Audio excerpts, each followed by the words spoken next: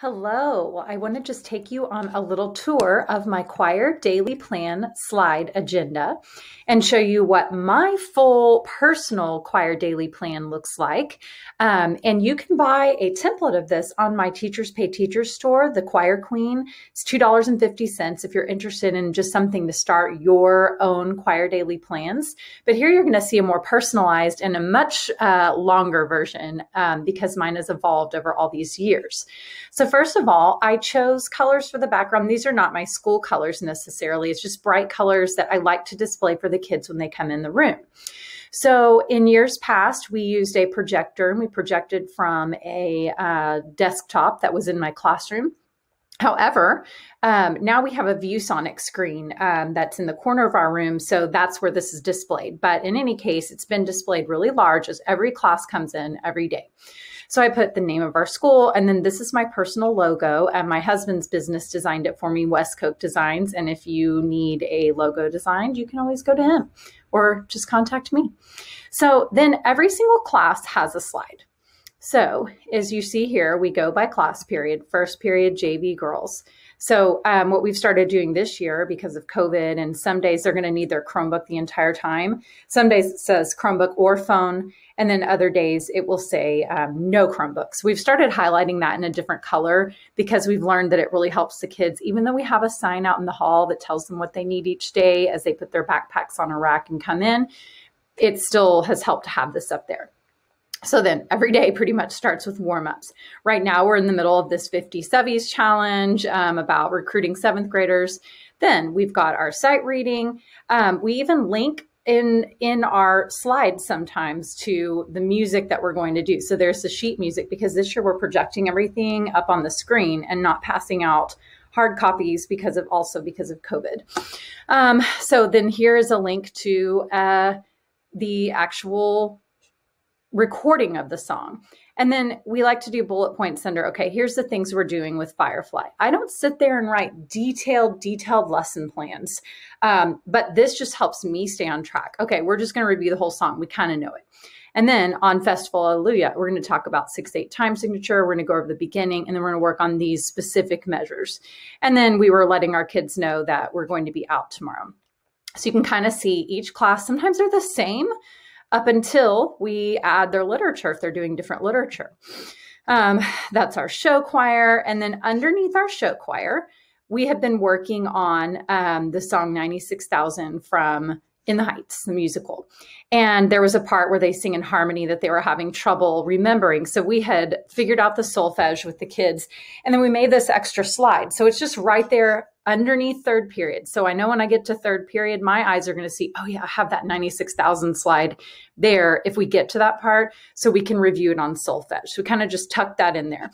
Normally we try to keep it chronological for class period and then put all of our extra drills and things underneath it. But in this case, it's really helpful if you have something you know you're going to say each class day. And then again, there's everybody. Then we have so many slides on here. Like, I'm not even going to scroll down the whole thing, but I'm going to tell you. So from year to year, every year in January, we do a 57th graders challenge. So instead of trying to explain it and reinvent the wheel every year, I keep this on there for years and years and years and change the things that are pertinent. Like this year, this is the 7th year. Well, it said this is the 6th year. And last year we said Miss Koch, Miss Suarez, and we had a student teacher, Mr. Dingler. And so I deleted his name. But gosh, all this is so much easier than having to remember everything every year. I've got a time signature slide. And then I just did a screenshot of some of their actual music that they're doing and use these as little inserts. So I'm just going to kind of go through. We recently did a bass clef note name quiz that the kids had to take and pass off on that. So we just found this on the internet, copy, paste, put it in our slide. And when I'm done with it, I'm not going to delete it. I'm just going to move it way down to the bottom. I don't even know how many slides I have, 40 something, maybe more. But these things are just on there for next year when you start teaching bass clef notes again. Then this has been fun. We're taking, we have digital copies of a bunch of our sight reading methods that over the years I've just scanned in and have them in Google Drive. So each day is kind of a warm up.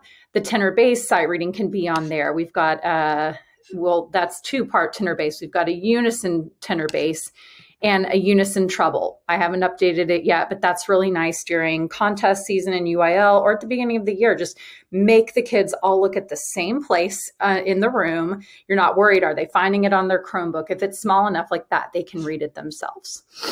And then we've got a bunch of warm-ups that we do regularly that are just up there for the kids to remember.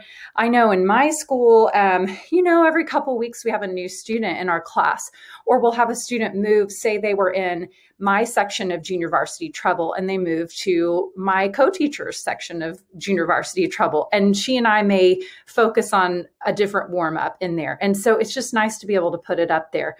Also, we're screen sharing with our students at home on Zoom simultaneously. So this has really been a lifesaver this year. So I went through a whole bunch of warm-ups that we typically do. The rounds, do, mi, ra, fa, mi, so. So there's no excuse for the kids to not know it. Just those typical things that we do. I'm going to continue scrolling and show you some other. So you're seeing a lot of warm-ups.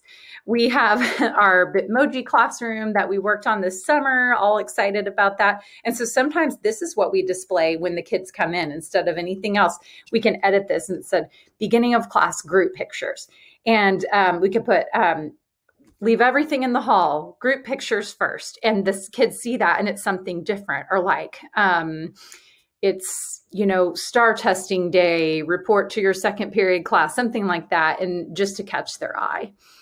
I'm going to continue scrolling through here and you just see some other resources. Now, this is a game that I play called Woo with my boys choir. And we had to completely change the structure of the game to make it safe for COVID and to follow all of our district and fine arts and campus protocols. So I just put it up there. And again, it's going to stay there. And then I can change it. Like, let's say COVID goes away. Well, I can change this next year and just put the rules back. And it's so helpful for me to, when I'm teaching the beginning of a year, a new set of boys, how to play this game we do all the time. Some more warm-ups.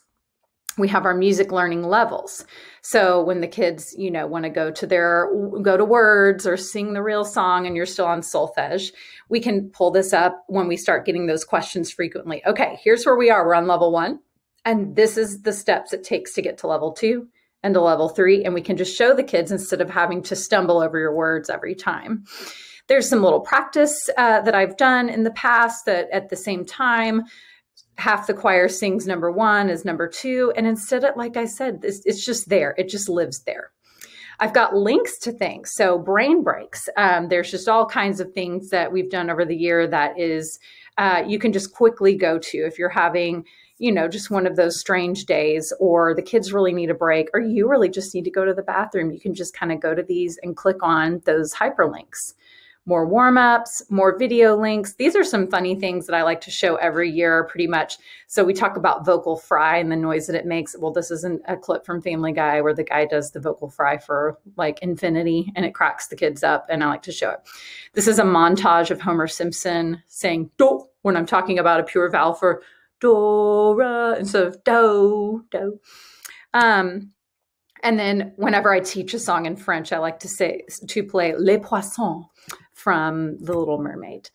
Again, more things that I've written over the years, just keep them there. Keep them in this massive, oh, wow, I'm at 46. I thought I had 40 something. And anytime you think about, oh, have I taught the kids this? Sometimes we'll just scroll through and go, oh, I haven't ever taught you guys this. Let's learn it.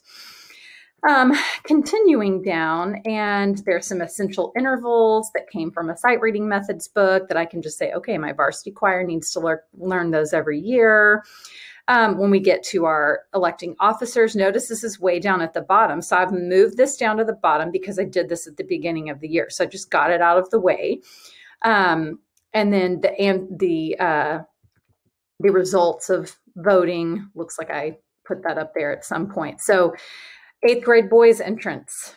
Well, I had a rowdy bunch last year or the year before, maybe it was 2 years ago.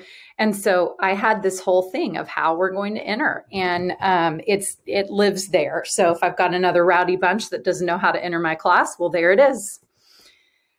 Dismissal procedures. We have a whole different dismissal procedure this year. Miss Suarez and I were both quarantined this year, so she made this amazing sign about what they need to do while we're out. And it go, oh, there we go. We're at the end. So you can see these were in 63. We were at Halloween and we had just copied and pasted from the internet and put some cute little Halloween songs that we were teaching them as part of our warm-ups. So I'm going to scroll way back up. You can see where it all began up here at the choir daily plan. So you're going to go class period at a time and you're going to keep everything you ever possibly do right there. I'm going to show you one more thing, and that is if you are interested in the template for this to just get started, and you can always copy, paste, add way more things to yours.